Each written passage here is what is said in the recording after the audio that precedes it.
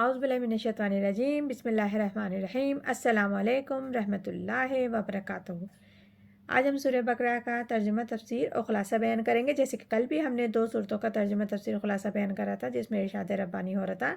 اگر تم شک میں ہو اس کلام میں، یعنی کہ قرآن مجید میں جو کچھ ہم نے اتارا اپنے بندے پر، تو لے آؤ ایک صورت اس جیسی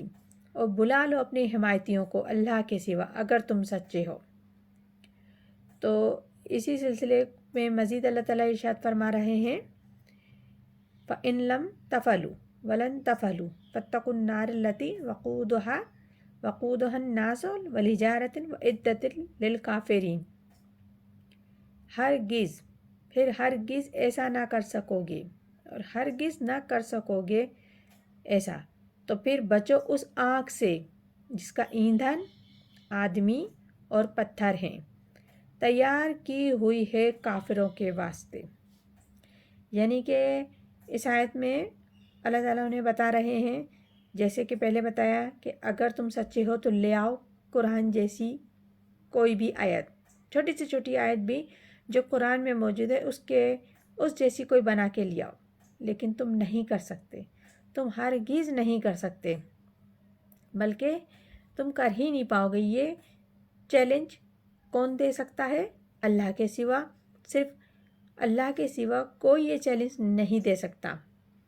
اور یہ انداز کسی کتاب کا نہیں ہو سکتا، یہ صرف قرآن کریم ہی میں ارشاد ہے۔ تم ہرگز نہیں بنا سکتے قرآن جیسی کوئی ایک بھی آیت، ڈرو اس آگ سے جس کا ایندھن انسان اور پتھر ہیں، اور کافروں کے لیے تیار کر دی گئی ہے، بھڑکا دی گئی ہے۔ پتھروں کا ذکر خاص کر اس لیے کیا گیا ہے کہ اس کے 2 امکانات ہیں، 2 وجوہات ہیں۔ ایک، جو پتھر کا کوئلہ ہوتا ہے اس کی آگ بڑی سخت ہوتی ہے، یعنی کہ جو عام کوئلے کی آگ ہوتی ہے اس کے مد مقابل پتھر کے کوئلے کی آگ بہت سخت ہوتی ہے۔ دوسرا یہ کہ انہوں نے جو معبود تراش رکھے تھے وہ پتھر کے ہوتے تھے، اس لیے تمہارے ساتھ تمہارے معبودوں کو بھی اس آگ میں ڈالا جائے گا، وہ بھی جلیں گے تمہارے ساتھ، کیونکہ قرآن کریم معجزہ من جانب اللہ ہے اور آپ صلی اللہ علیہ وسلم اللہ کے پیغمبر ہیں، تو یہ برحق ہے اور اسے کوئی جھٹلا نہیں سکتا۔ آگے ارشاد ربانی ہے وَبَشِّرِ الَّذِينَ آمَنُوا وَعَمِلُوا الصَّالِحَاتِ أَنَّ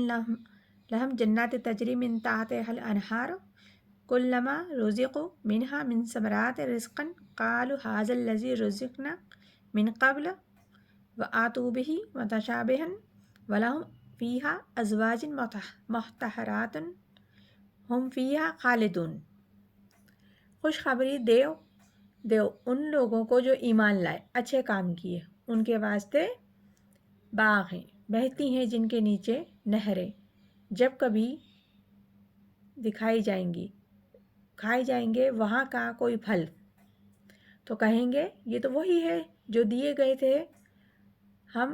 جو ہمیں پہلے بھی، ہم اس سے پہلے، اور وہ دیے جائیں گے پھل ایک صورت کے، ان کے لیے باغوں میں عورتیں ہیں پاکیزہ،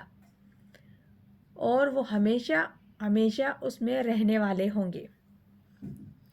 یعنی کہ اس آیت میں اللہ تعالیٰ حق تسلیم کرنے والوں کو خوشخبری سنا رہے ہیں، خوشخبری دی جا رہی ہے کہ جنہوں نے حق تسلیم کیا کہ اے نبی صلی اللہ علیہ وآلہ وسلم، آپ ان لوگوں کو خوشخبری سنا دی جو لوگ ایمان لائے، نیک عمل کیے، ان کے لیے وہاں باغات ہیں جن کے نیچے نہریں بہتی ہیں، اور جب بھی انہیں کوئی دیا جائے گا کوئی پھل، رزق کھانے کے طور پر جنت میں، تو جنتی لوگ کہیں گے یہ تو وہی شے ہے یا وہی پھل ہے جو ہمیں پہلے بھی ملا تھا۔ اور اس کا ایک مفہوم یہ بھی ہے کہ جیسے ابتدائی میں جنت میں جو دعوت ہوگی جنتیوں کی، وہ جانی پہچانی چیزوں سے ہوگی، جیسے کہ رزق کے طور پر کھجور ہے، انگور ہے، انار ہے، اور دیگر اشیاء ہیں جو بالکل ایک جیسی لگیں گی دکھنے میں، لیکن ان کا ذائقہ بالکل منفرد ہوگا، اور وہ ان سب چیزوں سے مشابہت رکھتی ہوں گی، لیکن ذائقہ میں زمین آسمان کا فرق ہوگا۔ آخرت میں بھی وہی میوے جات ملیں گے، شکلیں ایک جیسی ہوں گی لیکن ذائقہ بالکل الگ ہوگا۔ جیسے کہ عام طور پر ایک شے کو کھاتے ہوئے انسان کی طبیعت بھر جاتی ہے، تو شکل ایک ہی ہوگی لیکن ہر بار ذائقہ اور لذت منفرد ہوگا، اتنا کہ طبیعت بندے کی، انسان کی، جنتی لوگوں کی، اہل ایمان والوں کی خوش کر دینے والا۔ تو جسے دیکھ کر وہ یہ بات کہیں گے کہ یہ تو جیسے کہ جب ان کو دیا جائے گا تو شکل بالکل وہی ہوگی لیکن ذائقہ ہر بات منفرد ہوگا، تو وہ کہیں گے ہاں ذائقہ بالکل منفرد ہے، شکل تو بالکل وہی ہے جو ہمیں پہلے ملا تھا کھانے کو۔ اور ان کے لیے وہاں نہایت پاکیزہ اور پاک صاف بیویاں ہوں گی، عورتیں ہوں گی، اور وہ اس میں ہمیشہ ہمیشہ رہیں گے۔ یہ جو سورہ 3 اصول ہیں دین کے، کہ دعوت ایمان، توحید، رسالت،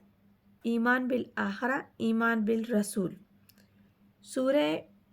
بقرہ میں اب تک کی آیات میں انہی اصولوں کے متعلق بیان فرمایا گیا ہے۔ ان کے متعلق اللہ تعالیٰ نے کھل کے اچھے سے بتایا ہے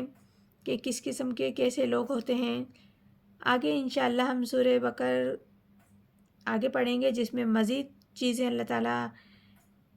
کھول کے بتا رہے ہیں انسان کو۔ تو اللہ تعالیٰ ہم سب کو قرآن پاک صحیح پڑھنے، سمجھنے اور عمل کرنے کی توفیق عطا فرمائے، اور بہتر پڑھنے کی، سمجھ کی ہدایت عطا فرمائے۔ آمین ثم آمین۔ جزاک اللہ۔